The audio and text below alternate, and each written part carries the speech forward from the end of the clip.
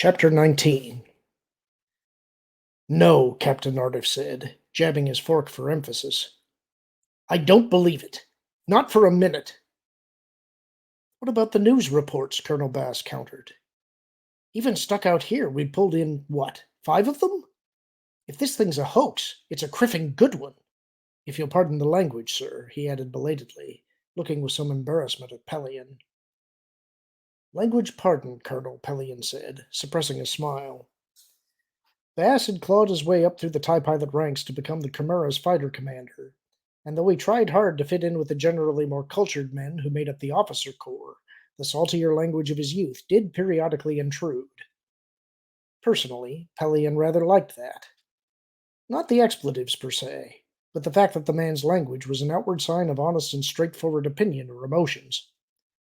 Unlike some Pelion had dealt with, Bass seldom if ever tried to hide his thoughts or feelings behind polite slip talk.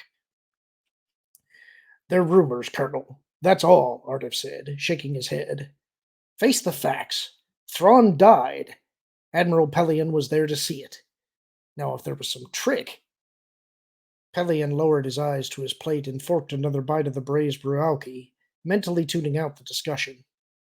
It was the same endless argument, with the same opinions and speculations that had been playing its way around the ship in the week since Lieutenant Mavrin had returned with the story of Thrawn's supposed appearance in the Kroktar system. Everyone from Ardif on down had had his own opinion on whether or not it was true. None of them could prove their opinion to anyone else, and the entire ship was about as tense as an overwound throwbow. But the waiting, at least, was about to come to an end. He'd given General Bella Bliss a full month and a half to make his plans, and the Chimera itself had been here at Pesiton for 2 weeks. Clearly, for whatever reason, Bella Bliss wasn't coming, and it was time to go home. To return to the Empire, and to Bastion, and on several levels to find out what exactly Moff Disra was up to. He would give the order to prepare for departure as soon as he was finished with his meal. If Bella Bliss didn't arrive in the hour after that... Admiral Pelion? Captain Ardif, this is the bridge, Major Shell's voice came from the mess table speaker. Report, please. Ardif got to the switch first. Captain here, he said. The Admiral's with me. What is it? A ship's just entered the system, sir, Shell said, his voice tight. Ardif flashed Pelion a sharp look. A repeat performance by our pirates? I don't think so, sir, Shell said. So far, at least, it's only a single ship. YT-1300 light freighter, minimally armed. They're transmitting a request to come aboard and speak with the Admiral. Pelion took a deep breath. Is there a name attached to the transmission, he asked. Yes, sir, Shell said. She claims to be New Republic High Counselor Leia Organa Solo.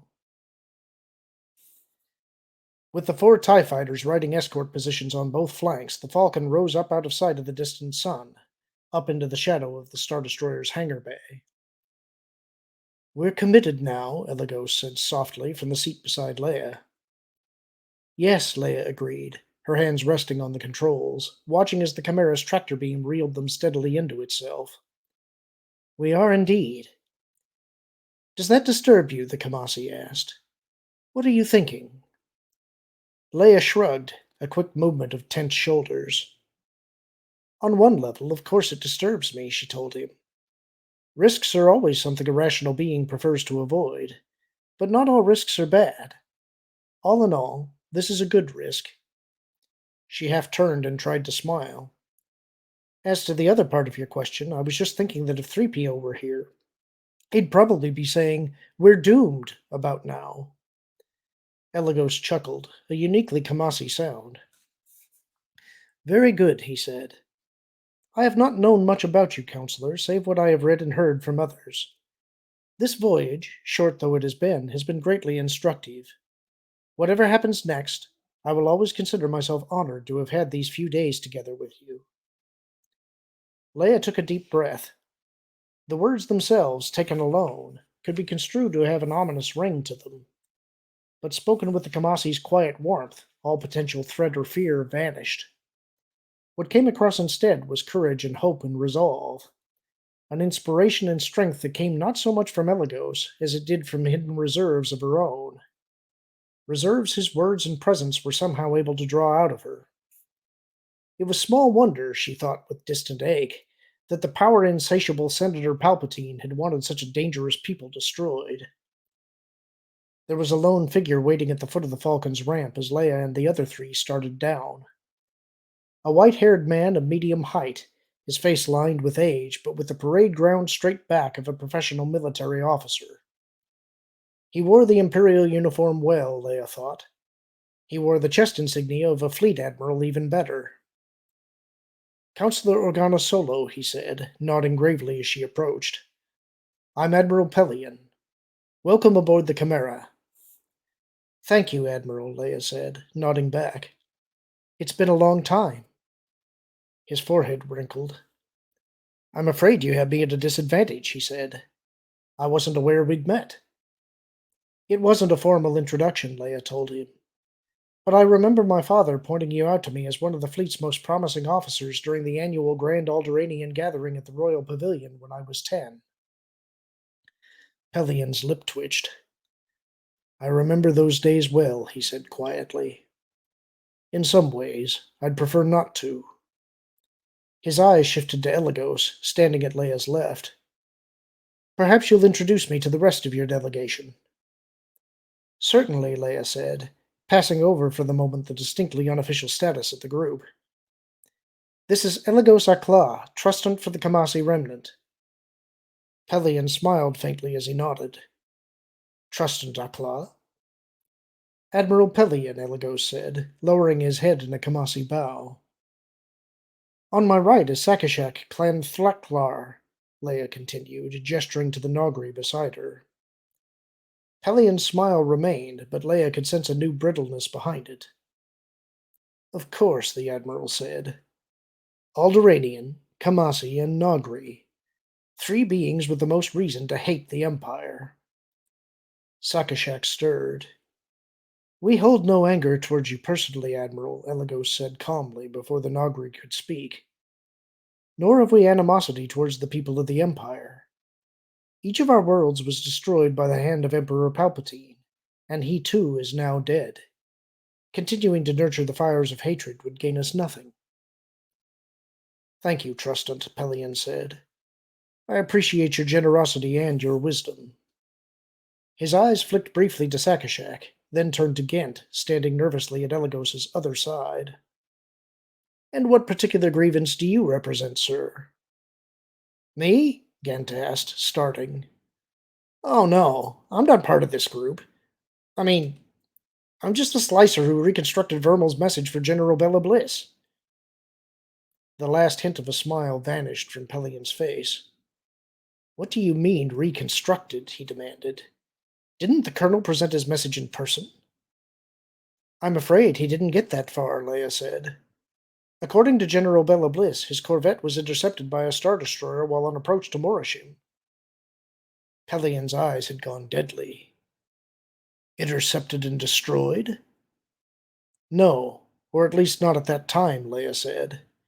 The Star Destroyer brought a ship into its hangar bay and then escaped. I see. For a long moment Pelion stood there, his eyes gazing at nothing, his face hard and almost cruel, his emotions edged with simmering anger.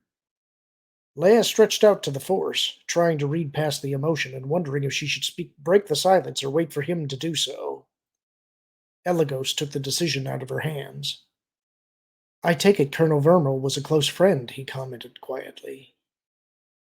Pelion's eyes and attention came back. I will hope that he still is, he said. If not, someone will pay heavily for his death. He exhaled. But you came to talk peace, not vengeance. If you'll follow me, I have a room prepared for us off the hangar bay. I'd prefer to hold our discussion aboard my ship if you don't mind, Leia said. I'm afraid my bodyguards insist on that. For a fraction of a second there was a flicker of uncertainty, even fear, in Pelion's emotions. But then the fear faded, and he again smiled. You have more Nogri aboard, of course, he said, glancing up at the Falcon looming over them. No doubt watching even now, with weapons at the ready. There will be no danger to you, Admiral, Eligos spoke up. Not unless you bring it yourself aboard. Pelion waved a hand at the ramp. In that case, Counselor, I accept. Please, lead the way. A minute later, Leia, Pelion, and Elagos were seated around the Falcon's game table. A distressingly informal place for such a momentous occasion, Leia thought, with some embarrassment, but the only place on the ship where they could all sit comfortably together. Sakashak, without comment, had taken up a guard position where he could watch both their discussion and the entrance ramp. Ghent, also without comment, had gone over to the tech station and was busying himself with the Falcon's computer. I'll get right to the point, Counselor, Pelion said, his eyes flicking briefly to Ghent and the Nogri. The war that began 20-odd years ago is effectively over, and the Empire has lost. I agree, Leia said. Is this opinion shared by others in the Empire? A muscle in Pelion's cheek twitched. I'm sure the average Imperial citizen has recognized the truth for quite some time, he said. It's merely been the leadership who have clung to the hope that the inevitable could somehow be prevented. And does that leadership now agree with the two of us and the average Imperial citizen? Yes, Pelion said. Reluctantly, but yes. I've been authorized by the 8 remaining Moffs to open peace negotiations with the New Republic.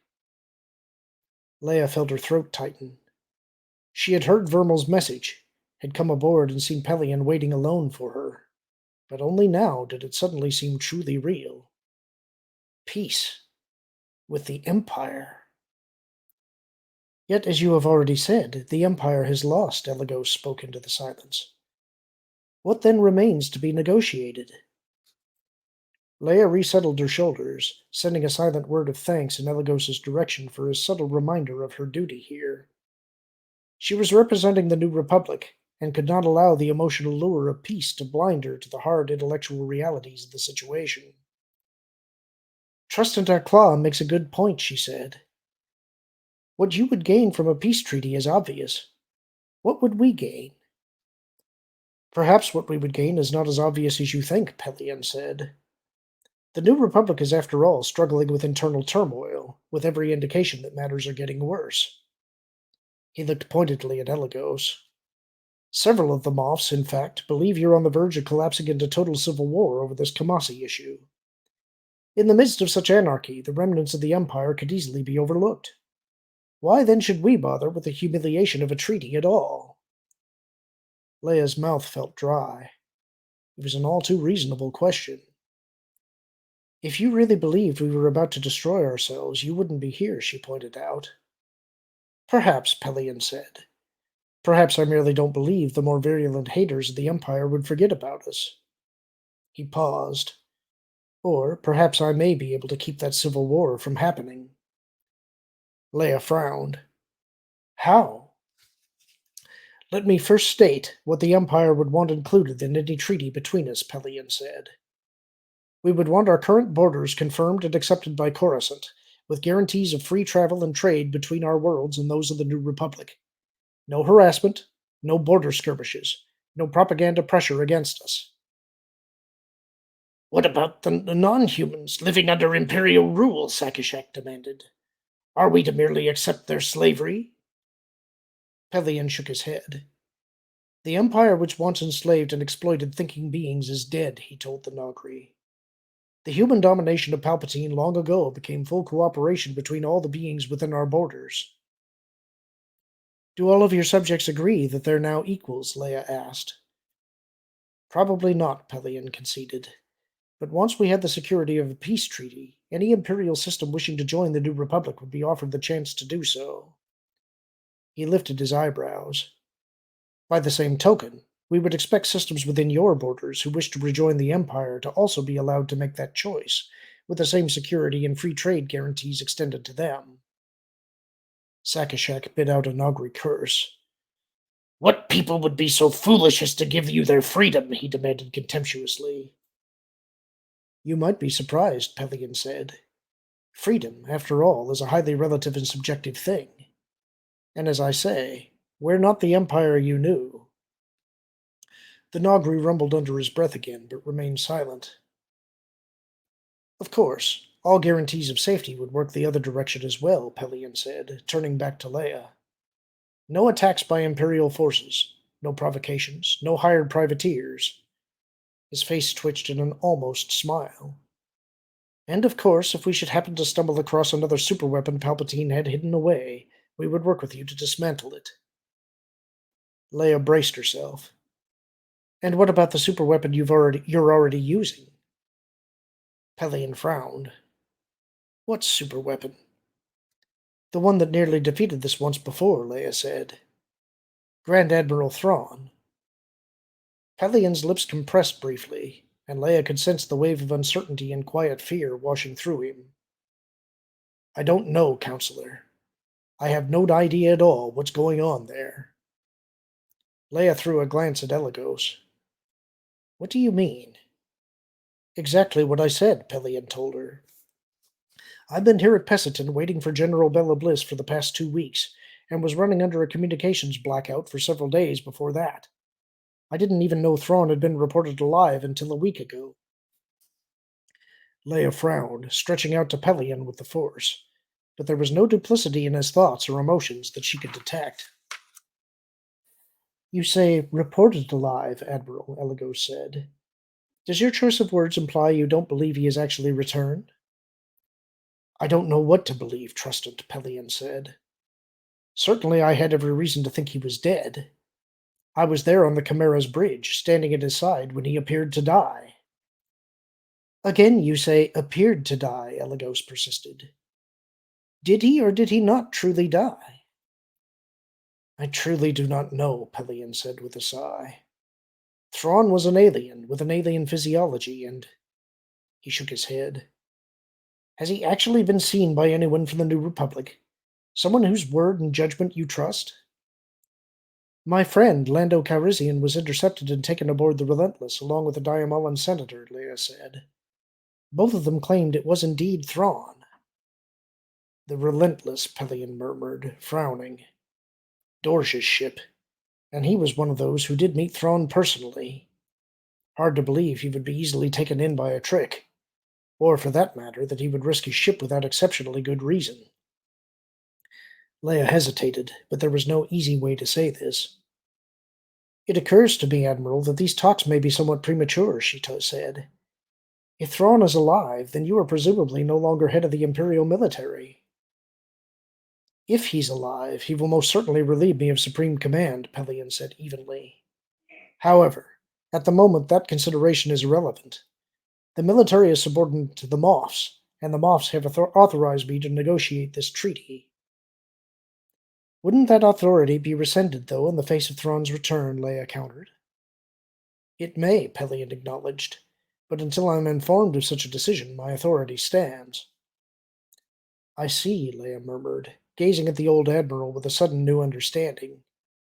He had learned about Thrawn's return a full week ago, yet instead of rushing back to learn more, he had deliberately remained here under the communications blackout. Not just to wait for Bella Bliss, but to make sure he still had the authority to negotiate if and when Bella Bliss arrived. To start the ball rolling, perhaps beyond the ability of the Moffs or even Thrawn to easily stop it. This was not a game, or at least not a game he was helping to run.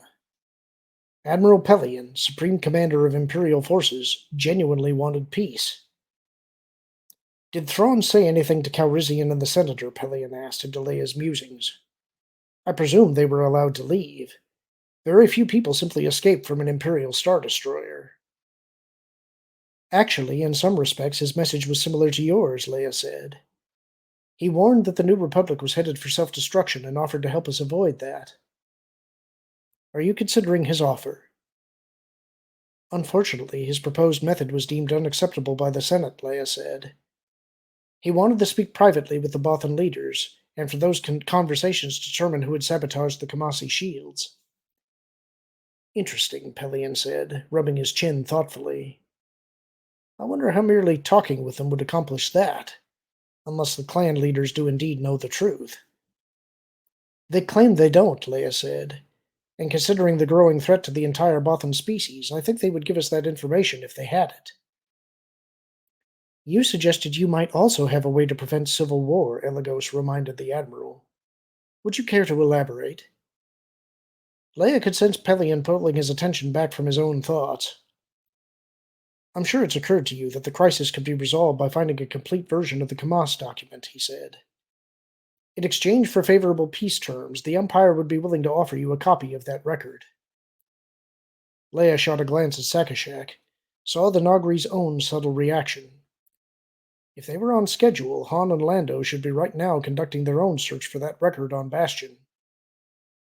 Just like that, she asked Pelion. You'd simply turn it over to us? Once we have it in hand, yes. He paused. There is, however, one problem. If it does indeed exist, it would be located in the special files section of the archives, which is severely restricted and heavily encrypted. I don't have any way into those files. Neither does anyone I know.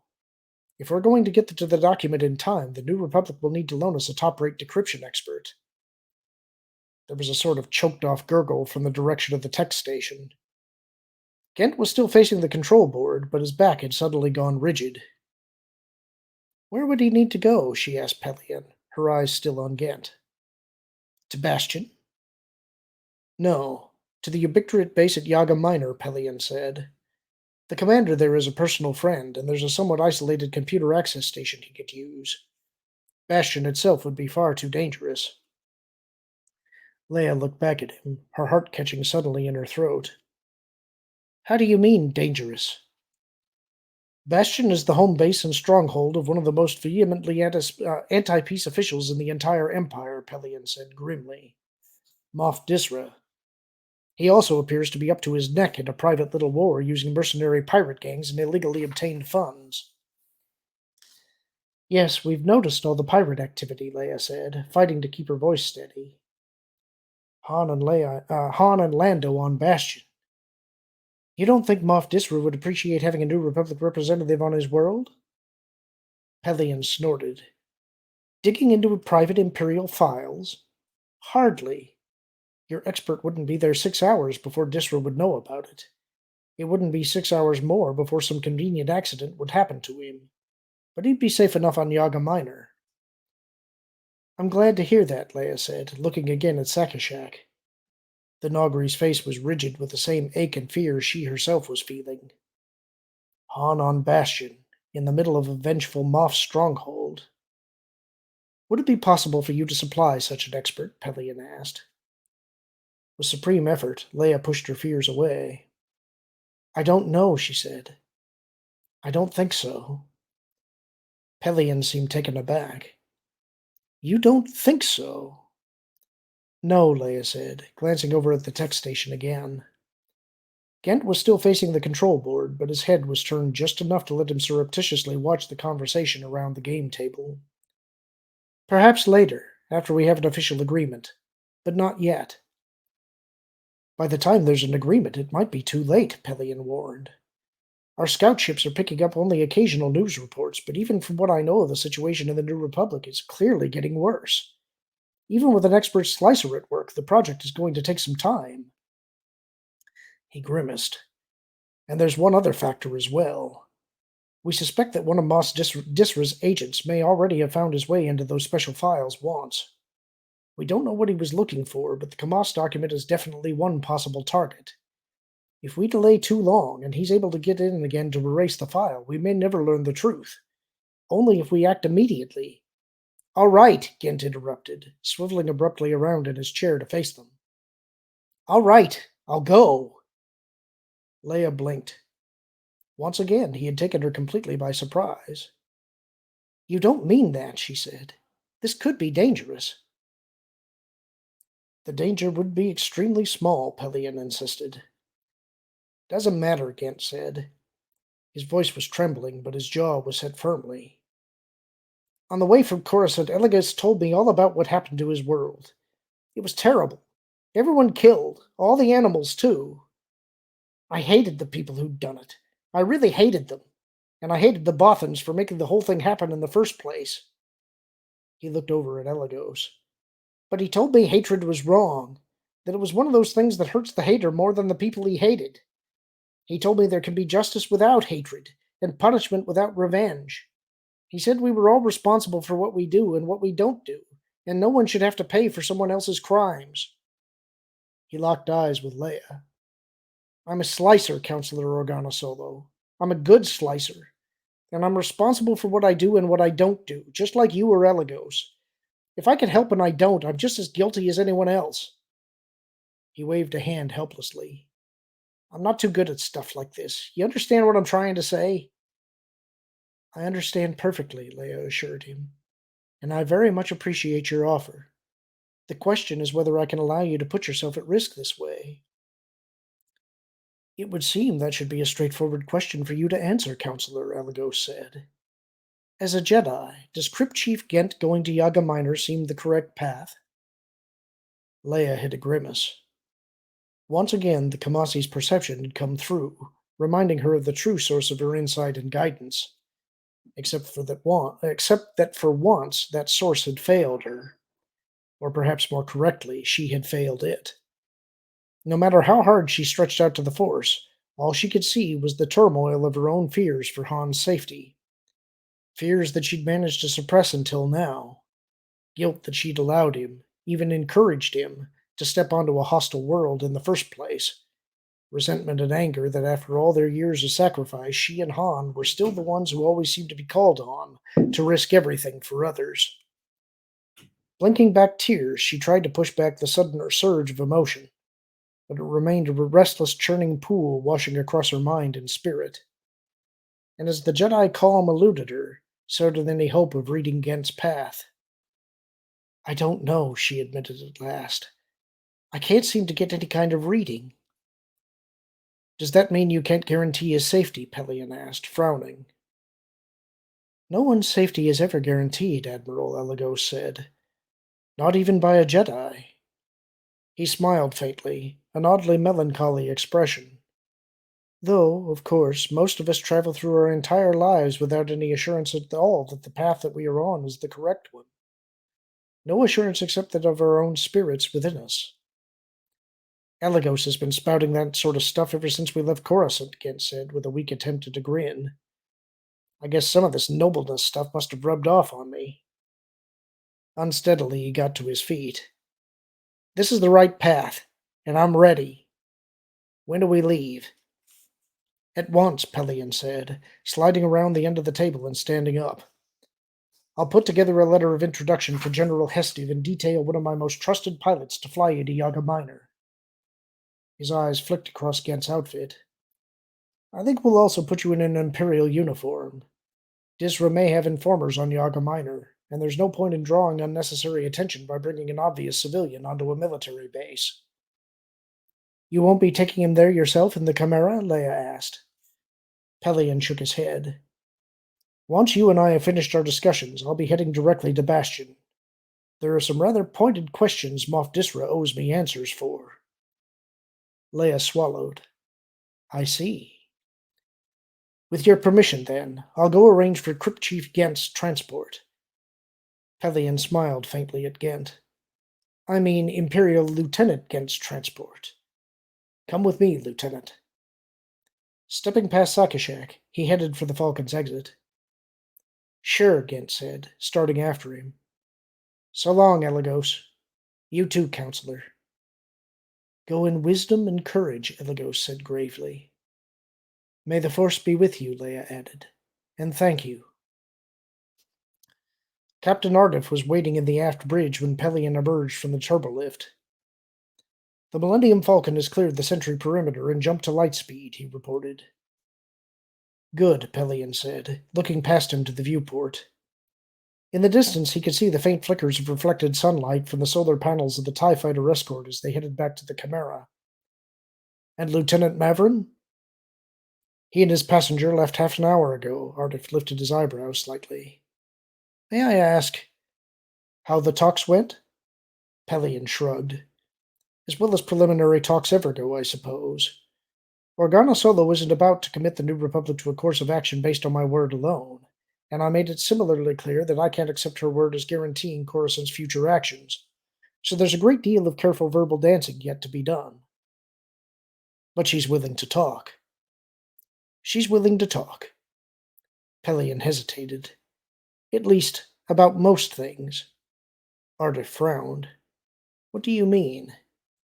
Pelion gazed out at the stars again. There's something she wasn't telling me, he said. Something important. That much I'm sure of. But what exactly it was? He shook his head. I don't know. Private information having to do with the Bothans, perhaps, Ardif suggested. Or something more personal. She's been in political trouble on Coruscant before. Could it be that she's about to lose her influence there entirely? I hope not, Pelion said.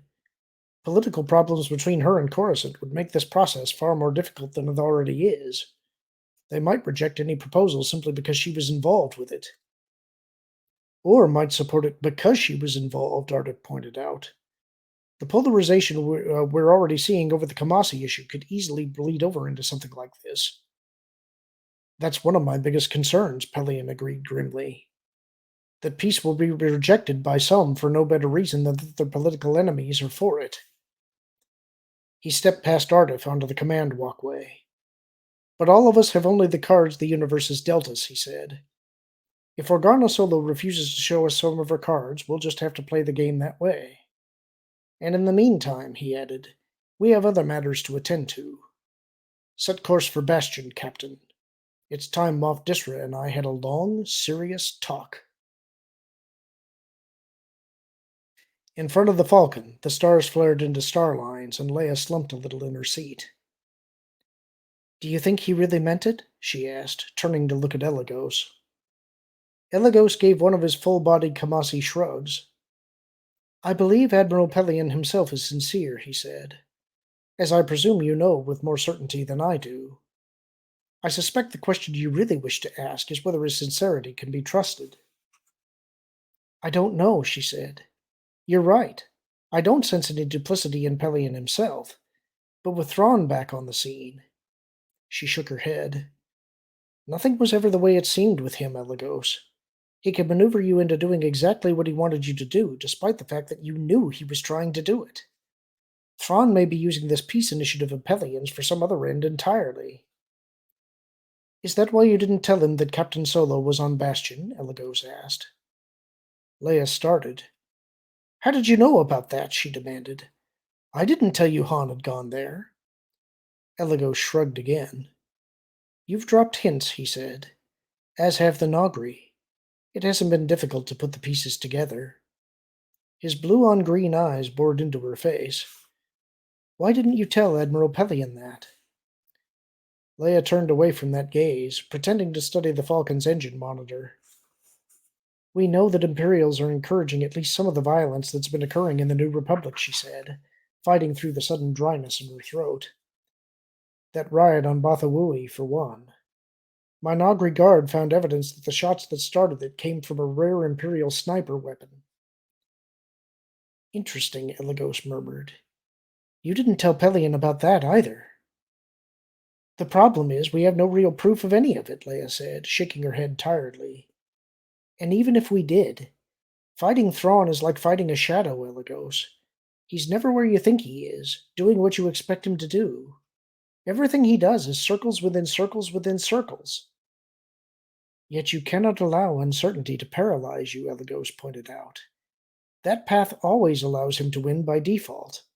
At some point, right or wrong, you must take action. His eyes seemed to bore into hers.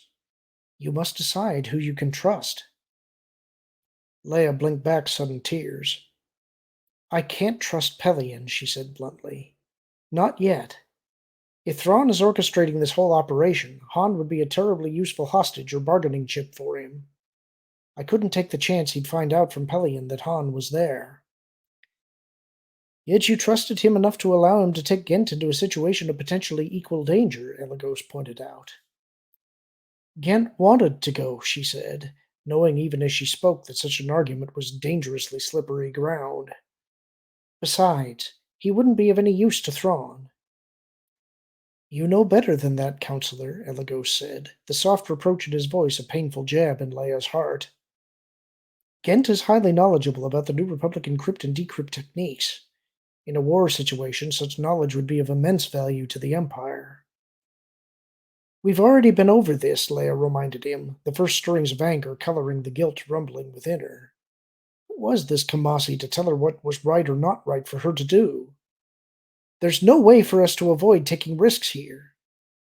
I agree, Eligos said, and I don't suggest that your decisions were necessarily wrong. Leia frowned, the growing anger turning to suspicious uncertainty. What are you suggesting, then? She demanded. That you're worried you used your power and authority to protect your husband more than you did a relative stranger, Eligos said. That you're worried you betrayed the trust that is yours as a High Counselor, a diplomat, and a Jedi. She does not need to answer to you, trusted Akla, a harsh Nagri voice came from behind them. Leia turned her head to see Sakashak standing in the open cockpit door. Trouble? She asked him. No trouble, the Nagri assured her, stepping forward and taking up a position just behind her. I came to report that no one is in pursuit, and that Barkim is shutting down the weapon systems. He turned his dark eyes on Eligos. If she chooses to protect her clan from danger, that is no concern of yours. I agree, Eligos said calmly. As I've already said, I'm not here to pass judgment. Then why do you press her about it? Sakashek demanded. Because, as I also said, she herself is not convinced that she did right, Eligos said, turning his gaze back to Leia. It's important that she think this matter through and come to a conclusion, one way or another.